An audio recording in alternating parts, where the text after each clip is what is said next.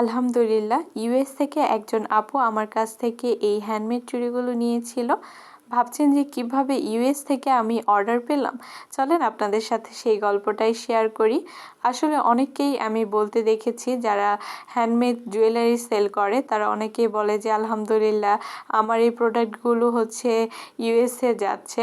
তো তাদের কথা শুনে আমার অনেক বেশি আফসোস হতো যে আমার সবসময় চিন্তা হতো যে আমার প্রোডাক্টগুলো দেশ থেকে কি কখনো দেশের বাইরে যেতে পারবে? আলহামদুলিল্লাহ, আল্লাহ তাআলা আমার এই ইচ্ছাটা পূরণ করেছেন। ইউএস থেকে একজন আপু, যিনি বাংলাদেশি ছিলেন, সে হচ্ছে আমাদের পেজে নক করেন এবং এই সবগুলো চুড়ি তার পছন্দ অনুযায়ী কাস্টমাইজ করে নিয়েছিল। যেহেতু সে বাংলাদেশি, তাই আমার হচ্ছে প্রোডাক্টগুলো দিতে একেবারেই কোনো রকম কোনো অসুবিধা হয়নি।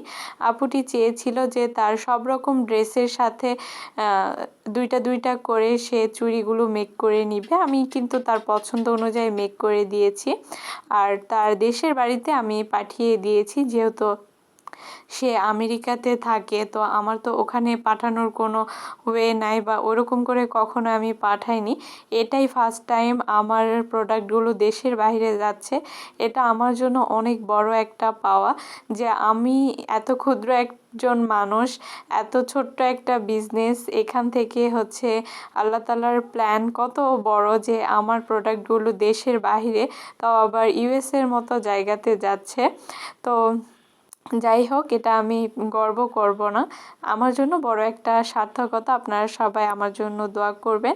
আর এই চুড়িগুলোর ডিজাইন আপনাদের কাছে কেমন লেগেছে অবশ্যই কমেন্ট করে জানাবেন যে আপনাদের কাছে চুড়িগুলো আসলেই কেমন লেগেছে। আপুটার কিন্তু অনেক ভালো পছন্দ আছে আমার মনে হয়, কারণ সে কালারগুলো খুবই সুন্দর কাস্টমাইজ করে নিয়েছে। তো